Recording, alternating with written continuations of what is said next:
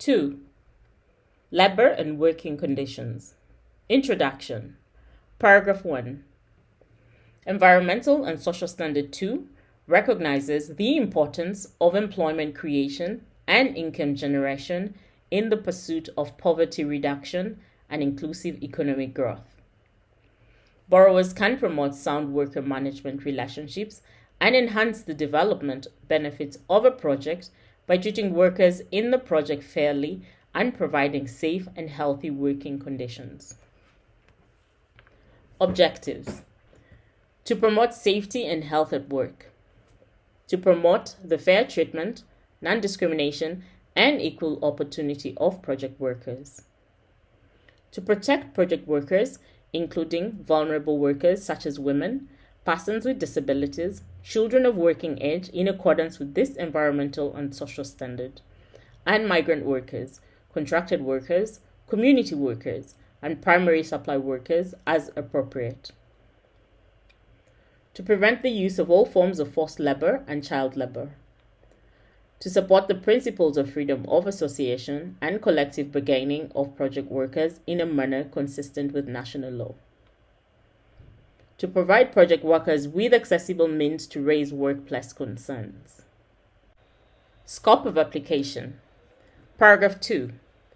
The applicability of Environmental and Social Standard 2 is established during the Environmental and Social Assessment described in Environmental and Social Standard 1. Paragraph 3. The scope of application of Environmental and Social Standard 2 depends on the type of employment relationship between the borrower and the project workers. The term project workers refers to A. People employed or engaged directly by the borrower, including the project proponent and the project implementing agencies, to work specifically in relation to the project, direct workers. B. People employed or engaged through third parties to perform work related to core functions of the project regardless of location, contracted workers. C. People employed or engaged by the borrower's primary suppliers, primary supply workers. And D. People employed or engaged in providing community labor, community workers. Environmental and Social Standard 2 applies to project workers including full-time, part-time, temporary, seasonal, and migrant workers. Direct workers. Paragraph 4. The requirements of paragraphs 9 to 30 of this Environmental and Social Standard will apply to direct workers. Contracted workers. Paragraph 5. The requirements of paragraphs 9 to 33 of this Environmental and Social Standard will apply to contracted workers as specified in Section E. Community workers. Paragraph 6. The requirements of paragraphs 34 to 38 of this Environmental and Social Standard will apply to community workers as specified in Section F. Primary supply workers. Paragraph 7. The requirements of paragraphs 39 to 42 of this Environmental and Social Standard will apply to primary supply workers as specified in Section G. Paragraph 8. Where government civil servants are working in connection with the project, whether full-time or part-time, they will remain subject to the terms and conditions of their existing public sector employment agreement or arrangement, unless there has been an effective legal transfer of their employment or engagement to the project. Environmental and Social Standard 2 will not apply to such government civil servants except for the provisions of paragraphs 17 to 20 on protecting the workforce and paragraphs 24 to 30 on occupational health and safety. Requirements. A. Working conditions and management of worker relationships. Paragraph 9. The borrower will develop and implement written labor management procedures applicable to the project. These procedures will set out the way in which project workers will be managed in accordance with the requirements of national law and this Environmental and Social Standard. The procedures will address the way in which this Environmental and Social Standard will apply to different categories of project workers, including direct workers, and the way in which the borrower will require third parties to manage their workers in accordance with paragraphs 31 through 33. Terms and conditions of employment. Paragraph 10. Project workers will be provided with information and documentation that is clear and understandable regarding their terms and conditions of employment. The information and documentation will set out their rights under national labor and employment law, which will include any applicable collective agreements, including their rights related to hours of work, wages, overtime, compensation, and benefits, as well as those arising from the requirements of this environmental and social standard. This information and documentation will be provided at the beginning of the working relationship and when any material changes to the terms or conditions of employment occur. Paragraph 11. Project workers will be paid on a regular basis as required by national law and labor management procedures. Deductions from payment of wages will only be made as allowed by national law or the labor management procedures, and project workers will be informed of the conditions under which such deductions will be made. Project workers will be provided with adequate periods of rest per week, annual holiday, and sick, maternity, and family leave as required by national law and labor management procedures. Paragraph 12. Where required by national law or the labor management procedures, project workers will receive written notice of termination of employment and details of severance payments in a timely manner.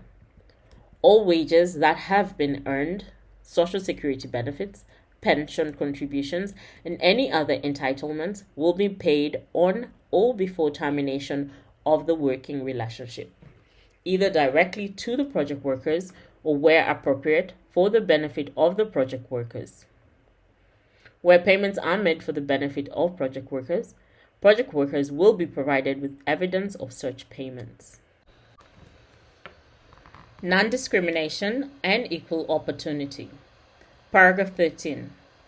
Decisions relating to the employment or treatment of project workers will not be made on the basis of personal characteristics unrelated to inherent job requirements. The employment of project workers will be based on the principle of equal opportunity and fair treatment, and there will be no discrimination with respect to any aspects of the employment relationship, such as recruitment and hiring, compensation, including wages and benefits, working conditions and terms of employment, access to training, job assignment, promotion, termination of employment or retirement, or disciplinary practices. The labor management procedures will set out measures to prevent and address harassment, intimidation, and/or exploitation. Where national law is inconsistent with this paragraph, the project will seek to carry out project activities in a manner that is consistent with the requirements of this paragraph to the extent possible. Paragraph 14. Special measures of protection and assistance to remedy discrimination or selection for a particular job based on the inherent requirements of the job or the objectives of the project will not be deemed as discrimination, provided they are consistent with national law. Paragraph 15. The borrower will provide appropriate measures of protection and assistance to address the vulnerabilities of project workers, including specific groups of workers, such as women, people with disabilities, migrant workers, and children of working age in accordance with this environmental and social standard. Such measures may be necessary only for specific periods of time, depending on the circumstances of the project worker and the nature of the vulnerability. Workers' organizations. Paragraph 16. In countries where national law recognizes workers' rights to form and to join workers' organizations of their choosing and to bargain collectively without interference, the project will be implemented in accordance with national law. In such circumstances, the role of legally established workers' organizations and legitimate workers' representatives will be respected, and they will be provided with information needed for meaningful negotiation in a timely manner. Where national law restricts workers' organizations, the project will not restrict project workers from developing alternative mechanisms to express their grievances and protect their rights regarding working conditions and terms of employment. The borrower should not seek to influence or control these alternative mechanisms.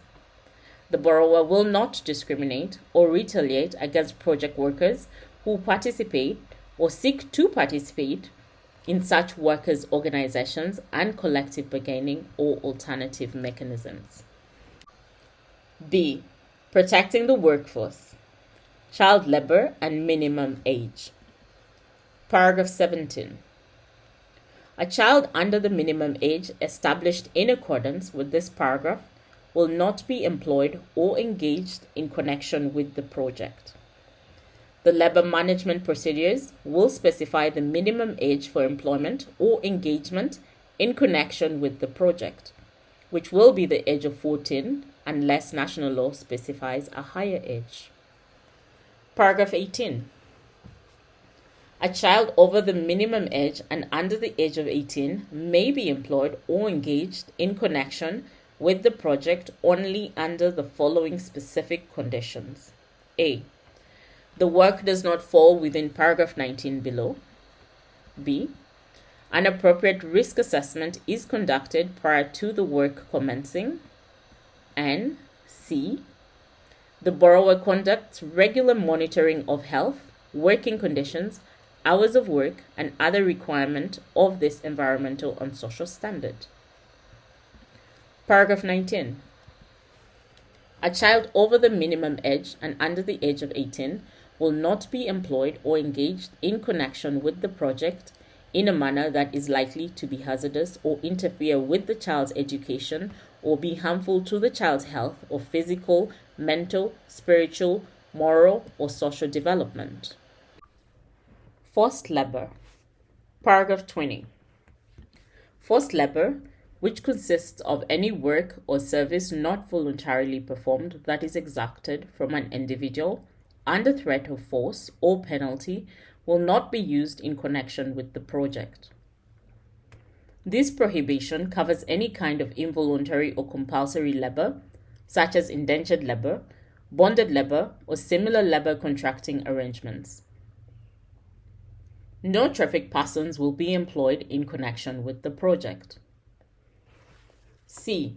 Grievance mechanism. Paragraph 21. A grievance mechanism will be provided for all direct workers and contracted workers, and where relevant, their organizations, to raise workplace concerns. Such workers will be informed of the grievance mechanism at the time of recruitment and the measures put in place to protect them against any reprisal for its use. Measures will be put in place to make the grievance mechanism easily accessible to all such project workers. Paragraph 22.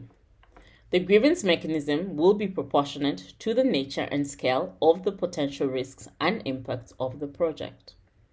It will be designed to address concerns promptly using an understandable and transparent process that provides timely feedback to those concerned in a language they understand without any retribution, and will operate in an independent and objective manner. The grievance mechanism may utilize existing grievance mechanisms, providing that they are properly designed and implemented, address concerns promptly, and are readily accessible to such project workers. Existing grievance mechanisms may be supplemented as needed with project-specific arrangements. Paragraph 23. The grievance mechanism will not impede access to other judicial or administrative remedies that might be available under the law or through existing arbitration procedures, or substitute for grievance mechanisms provided through collective agreements. D. Occupational health and safety. Paragraph 24. Measures relating to occupational health and safety will be applied to the project.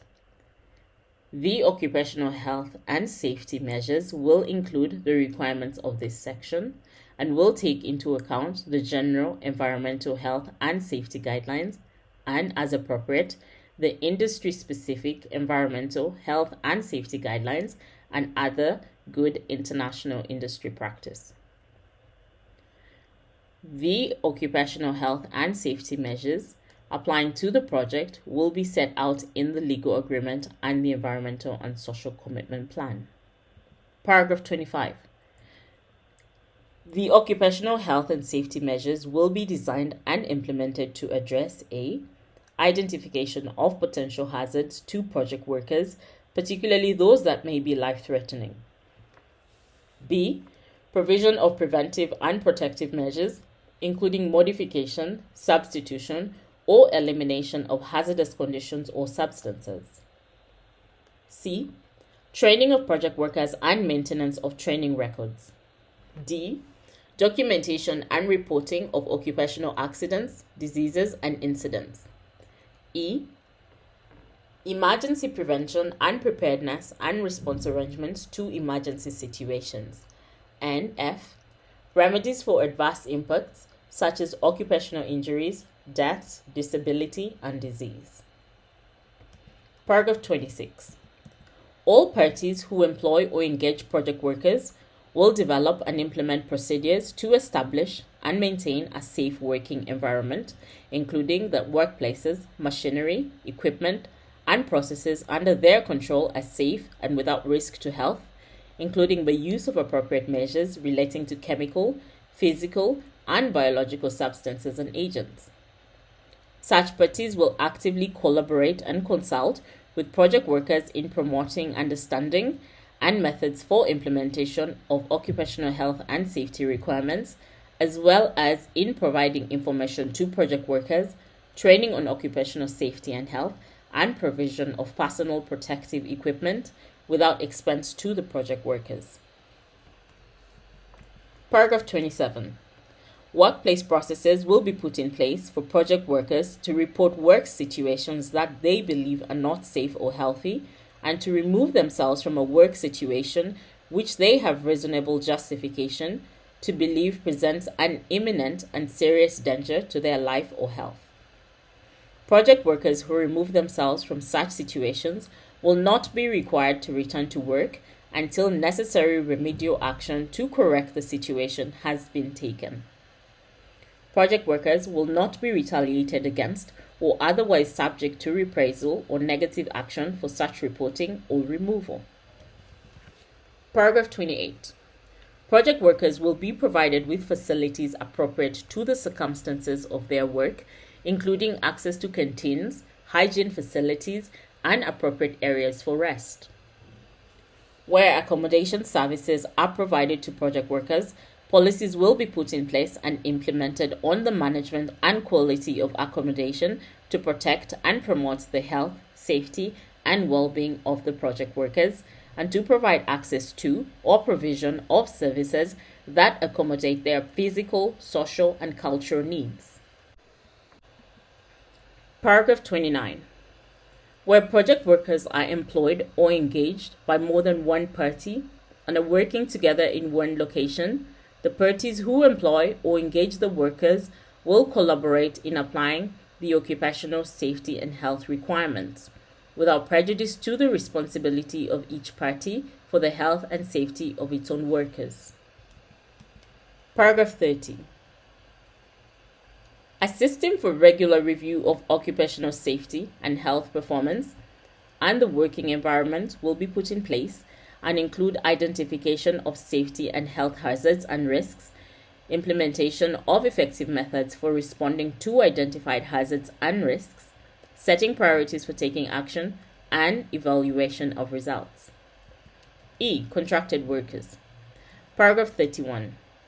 The borrower will make reasonable efforts to ascertain the third parties who engage contracted workers are legitimate and reliable entities and have in place labor management procedures applicable to the project that will allow them to operate in accordance with the requirements of this environmental and social standard, except for paragraphs 34 through 42. Paragraph 32. The borrower will establish procedures for managing and monitoring the performance of such third parties in relation to the requirements of this environmental and social standard. In addition, the borrower will incorporate the requirements of this environmental and social standard into contractual agreements with such third parties, together with the appropriate non-compliance remedies. In the case of subcontracting, the borrower will require such third parties to include equivalent requirements and non-compliance remedies in their contractual agreements with subcontractors. Paragraph 33. Contracted workers will have access to a grievance mechanism. In cases where the third party employing or engaging the workers is not able to provide a grievance mechanism to such workers, the borrower will make the grievance mechanism provided under Section C of this environmental and social standard available to the contracted workers. F. Community workers. Paragraph 34. Projects may include the use of community workers in a number of different circumstances, including where labor is provided by the community as a contribution to the project, or where projects are designed and conducted for the purpose of fostering community-driven development, providing a social safety net, or providing targeted assistance in fragile and conflict-affected situations. Given the nature and objectives of such projects, the application of all requirements of Environmental and Social Standard 2 may not be appropriate. In all such circumstances, the borrower will require measures to be implemented to ascertain whether such labor is or will be provided on a voluntary basis as an outcome of individual or community agreement. Paragraph 35.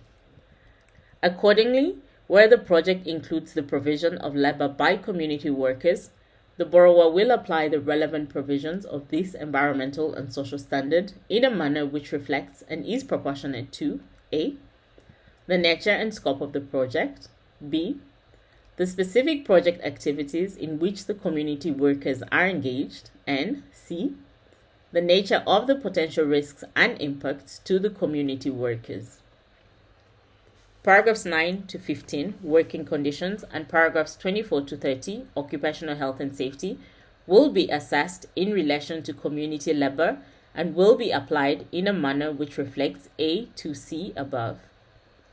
The way in which these requirements will apply in the circumstances of the project will be set out in the labor management procedures. Paragraph 36. In preparing the labor management procedures, the borrower will clearly identify the terms and conditions on which community labor will be engaged, including amount and method of payment, if applicable, and times of work. The labor management procedures will also specify the way in which community workers can raise grievances in relation to the project. The borrower will assess the potential risks and impacts of the activities to be conducted by community workers and at a minimum apply the relevant requirements of the general environmental health and safety guidelines and industry-specific environmental health and safety guidelines. Paragraph 37. The borrower will assess whether there is a risk of child labor or forced labor within community labor, identifying those risks consistent with paragraphs 17 to 20 above. The labor management procedures will set out roles and responsibilities for monitoring community workers. If cases of child labor or forced labor are identified, the borrower will take appropriate steps to remedy them. Paragraph 38.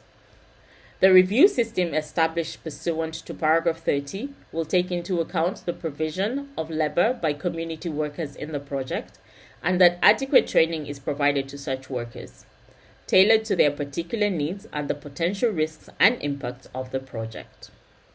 G. Primary supply workers. Paragraph 39. As part of the environmental and social assessment, the borrower will identify potential risks of child labor, forced labor, and serious safety issues which may arise in relation to primary suppliers. Paragraph 40. Where there is a significant risk of child labor or forced labor related to primary supply workers, the borrower will require the primary supplier to identify those risks consistent with paragraphs 17 to 20 above. The labor management procedures will set out roles and responsibilities for monitoring primary suppliers. If child labor or forced labor cases are identified, the borrower will require the primary supplier to take appropriate steps to remedy them. Paragraph 41. Additionally, where there is a significant risk of serious safety issues related to primary supply workers, the borrower will require the relevant primary supplier to introduce procedures and mitigation measures to address such safety issues. Such procedures and mitigation measures will be reviewed periodically to ascertain their effectiveness. Paragraph 42. The ability of the borrower to address these risks will depend upon the borrower's level of control or influence over its primary suppliers. Where remedy is not possible, the borrower will, within a reasonable period, shift the project's primary suppliers to suppliers that can demonstrate that they are meeting the relevant requirements of this environmental and social standard.